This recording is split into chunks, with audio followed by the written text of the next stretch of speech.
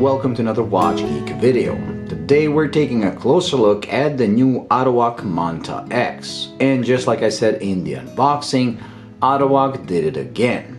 If you follow my channel, you know I covered many models from both Atowak and Alto 8, which both specialize in making what I like to call hyper watches for regular people. Hyper watches, just like hypercars, are above luxury watches, as they employ deliberately complex ways of telling the time while keeping everything mechanical.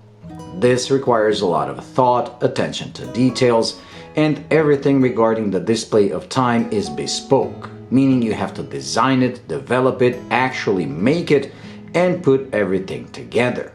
This bespokeness, if that is even a word, is what makes them ultra expensive. So watches from the likes of Urwerk and MB&F are really only available to the ultra rich. Then Atowak came to the scene and started making hyper watches regular people can actually afford. Then Alto 8 joined the game, usually offering the same complication in a more traditional and smaller case at an even lower price.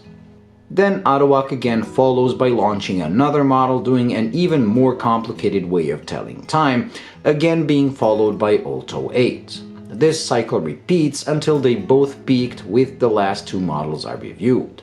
Well, Atowak did it again by making another step forward by introducing this, the Manta X, where not only do you get the signature wandering hour complication, but also a rotating minute markers that only reveal their numerals when the wandering hour is pointing at one of them. This makes this the most complicated Atowak so far, which explains not only the highest price so far, but also the fact they don't have any in stock. Instead, you have to pre-order one and then they make it for you, almost like a bespoke handmade car.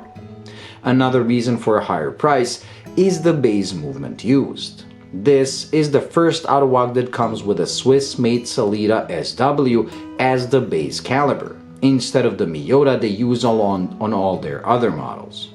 The materials used are again titanium, aluminum, and forged carbon. The reason is not just to make it sound cool when you're talking about it, but it actually serves a function.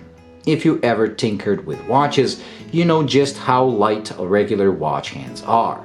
They're almost weightless, making watches very energy efficient.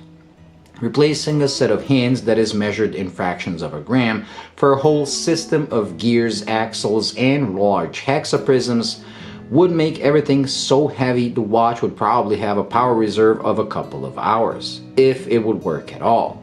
Because everything is powered by a small spring inside a barrel, so by using those fancy and most importantly ultralight materials for the time-telling module, they're able to keep the energy efficiency high, making it possible to have a power reserve level of a regular three-hand watch. That is a technical feat in itself. But most people won't really care about that, but rather care about how cool all of this looks while working, as this is a true conversation piece, especially due to the bulbous crystal. While I wore this to work, every single colleague of mine wanted to take a closer look.